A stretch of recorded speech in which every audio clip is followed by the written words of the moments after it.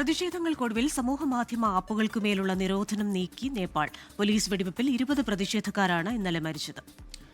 250 പേർക്ക് പരിക്കേറ്റു. നേപ്പാൾ ആഭ്യന്തരമന്ത്രി ഇന്നലെ രാജിവെച്ചിരുന്നു. പ്രതിഷേധങ്ങളുടെ പശ്ചാത്തലത്തിൽ സർക്കാരിനുള്ള പിന്തുണ നേപ്പാളി കോൺഗ്രസ് പിൻവലിച്ചേക്കുമെന്ന റിപ്പോർട്ടുകളും പുറത്തുവരുന്നുണ്ട്. ഇന്റർനാഷണൽ ഡെസ്കിൽ നിന്ന് വിശദാംശങ്ങളുമായി ജിഷ്ണു രവീന്ദ്രനാണ് ചേരുന്നത്. Jishnu, very good morning. ഇന്നലെ ഈ ജൻസിയുടെ ഭാഗത്തു നിന്നുള്ള ഒരു കനത്ത ആദ്യ പ്രതിഷേധമെന്ന് തന്നെ പറയാം ഈ മട്ടിലുള്ള.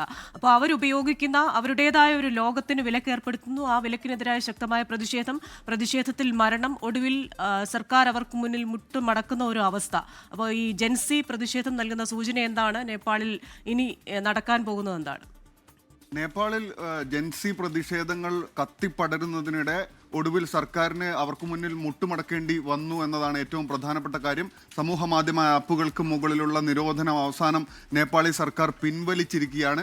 ഇവിടെ ഇത് കേവലം സമൂഹ മാധ്യമങ്ങൾക്ക് മേലുള്ള നിരോധനം മാത്രമല്ല, ഇത് തങ്ങളുടെ ആവിഷ്കാര സ്വാതന്ത്ര്യത്തിനു മേലുള്ള നിരോധനം കൂടിയാണ്, അല്ലെങ്കിൽ കടന്നുകയറ്റം കൂടിയാണ് എന്നാണ് പ്രതിഷേധക്കാർ ഇന്നലെ തന്നെ പ്രഖ്യാപിച്ചിരുന്നത്. 20ഓളം പേർ പോലീസ് വെടിവെപ്പിലും മറ്റുമായി മരിച്ചു എന്നാണ് നമ്മൾ ഇപ്പോൾ മനസ്സിലാക്കുന്നത്.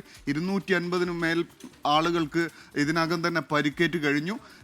രമേശ് ലേഖക് എന്ന ആഭ്യന്തരമന്ത്രി ഇതിനകം രാജിവെച്ചതായുള്ള റിപ്പോർട്ടുകൾ പുറത്തു വരുന്നു.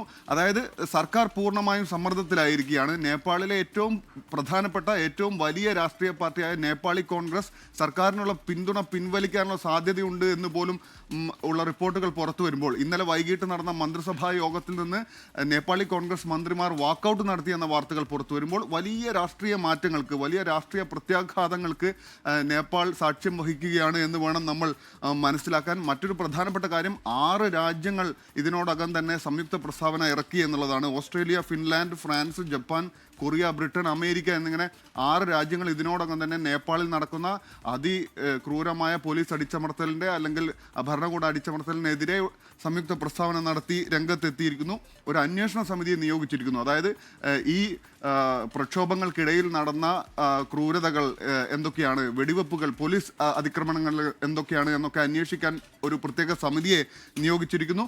സമൂഹ മാധ്യമ ആപ്പുകൾ രാജ്യത്ത് പ്രവർത്തിക്കുന്നുണ്ടെങ്കിൽ അത് സർക്കാരിൻ്റെ മാർഗനിർദ്ദേശങ്ങൾ അനുസരിച്ച് മാത്രമാകണമെന്ന നിയമം അംഗീകരിക്കാൻ ഈ സമൂഹ മാധ്യമ ആപ്പുകൾ തയ്യാറാകാതെ വന്നതോടെ, എക്സും അതിന് ഫേസ്ബുക്കും ഇൻസ്റ്റഗ്രാമും യൂട്യൂബും ഒക്കെ ഉൾപ്പെടുന്ന സമൂഹ മാധ്യമ ആപ്പുകൾ തയ്യാറാകാതെ വന്നതോടുകൂടിയാണ് ഈ നിരോധനത്തിലേക്ക് സർക്കാർ പോകുന്നത്. ഒടുവിൽ സർക്കാരിന് മുട്ടുമടക്കേണ്ടി വരുന്നു. സർക്കാരിൻ്റെ ഒരു പ്രധാനപ്പെട്ട മാർഗനിർദ്ദേശം എന്ന് പറയുന്നത് സർക്കാരിൻ്റെ ഒരു പ്രതിനിധി ഈ ആപ്പുകളിൽ ഉണ്ടാകണമെന്നുള്ളതായിരുന്നു. ഒരു കംപ്ലയിൻറ്റ്സ് അതോറിറ്റിയായി സർക്കാരിൻ്റെ ഒരു പ്രതിനിധി വേണമെന്നതായിരുന്നു സർക്കാരിൻ്റെ ആവശ്യം. അതിലൂടെ സർക്കാരിനെതിരെ വരുന്ന വാർത്തകൾ സെൻസർ ചെയ്യുകയാണ് ഇതിലൂടെ ഉദ്ദേശിക്കുന്നത് എന്നതാണ് ഈ പ്രക്ഷോഭത്തിൽ പങ്കാളികളായ യുവാക്കൾ, ജൻസി തലമുറയിൽപ്പെടുന്ന ആളുകൾ ആവശ്യപ്പെടുന്നത്. ഇത് കേവലം സമൂഹ മാധ്യമ ആപ്പുകൾക്ക് മേലുള്ള ഒരു നിരോധനം മാത്രമല്ല, തങ്ങളുടെ ആവിഷ്കാര സ്വാതന്ത്ര്യത്തെ, വിയോജിക്കാനുള്ള അവകാശത്തെ കൂടി റദ്ദ് ചെയ്യുന്ന തരത്തിലേക്കാണ് സർക്കാർ മുന്നോട്ട് പോകുന്നത് എന്നതായിരുന്നു പ്രക്ഷോഭക്കാരുടെ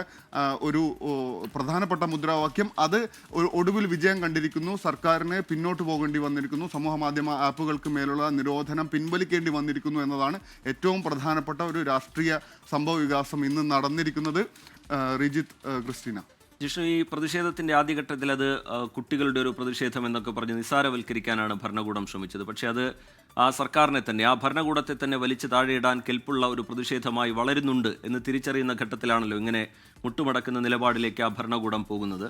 പ്രതിഷേധം അവസാനിപ്പിക്കുമെന്നാണോ പ്രക്ഷോഭകർ അറിയിക്കുന്നത്? ഈ 20 പേർ കൊല്ലപ്പെട്ട സാഹചര്യം, അതിൽ തന്നെ 14ഉം 12ഉം വയസ്സുള്ള കുട്ടികളൊക്കെയാണ് കൊല്ലപ്പെട്ടിരിക്കുന്നത്. ഈ വിഷയം ഇനി എങ്ങനെ ഏറ്റെടുക്കാനാണ് പ്രതിഷേധക്കാർ ഉദ്ദേശിക്കുന്നത്? സർക്കാർ ഏറ്റവും ഒടുവിലായി എന്തെങ്കിലും വിശദീകരിക്കുന്നുണ്ടോ ജിഷ്ണു? പ്രതിഷേധക്കാരുടെ അടുത്ത നീക്കം എന്താണ് എന്നുള്ളത് നമ്മൾ മനസ്സിലാക്കേണ്ടിയിരിക്കുന്നു. ഇനി അത് അവരെ അറിയിക്കേണ്ടിയിരിക്കുന്നു. പക്ഷേ 20ഓളം പേർ മരിച്ച ഒരു വലിയ സമരം, ഒറ്റ ദിവസം കൊണ്ടാണ് 20ഓളം പ്രതിഷേധക്കാർ മരിക്കുന്നത് എന്നുകൂടി നമ്മൾ മനസ്സിലാക്കണം. ഇന്നലെ ഒറ്റ ദിവസമാണ് കാഠ്മണ്ഡുവിലെ പ്രധാനപ്പെട്ട ഈ പ്രസിഡന്റിൻ്റെ വസതി അല്ലെങ്കിൽ പാർലമെൻറ്റ്, ഇതുപോലെയുള്ള സെക്രട്ടേറിയറ്റ് പോലെയുള്ള മേഖലകളിലാണ് ഈ സമരം നടന്നത്. അവിടെ പോലീസിൻ്റെ അതിക്രമത്തിലും അതുപോലെ തന്നെ അവിടെ നടന്നിട്ടുള്ള ഏറ്റുമുട്ടലിലൊക്കെയായി ആളുകൾ 20ഓളം പേർ മരിച്ചു എന്ന് പറയുന്നത് വളരെ പ്രധാനപ്പെട്ട കാര്യമാണ്. അതൊരു വലിയ രാഷ്ട്രീയ പ്രത്യാഘാതമാണ് ഉണ്ടാക്കുന്നത് എന്നുള്ളത്. നേപ്പാളിലെ ഏറ്റവും പ്രധാനപ്പെട്ട രാഷ്ട്രീയ പാർട്ടി തന്നെ സർക്കാരിന് പിന്തുണ പിൻവലിക്കാൻ പോകുന്നു എന്ന റിപ്പോർട്ടുകൾ പുറത്തു വരുമ്പോൾ നമുക്ക് മനസ്സിലാക്കാൻ സാധിക്കുന്നതാണ്. അതുകൊണ്ട് തന്നെ ഇതൊരു വലിയ മൂവ്മെൻ്റായി മാറുമോ എന്ന ചോദ്യം വളരെ പ്രധാനപ്പെട്ടതാണ്. അതിനുള്ള സാധ്യതകൾ തള്ളിക്കളയാൻ സാധിക്കില്ല.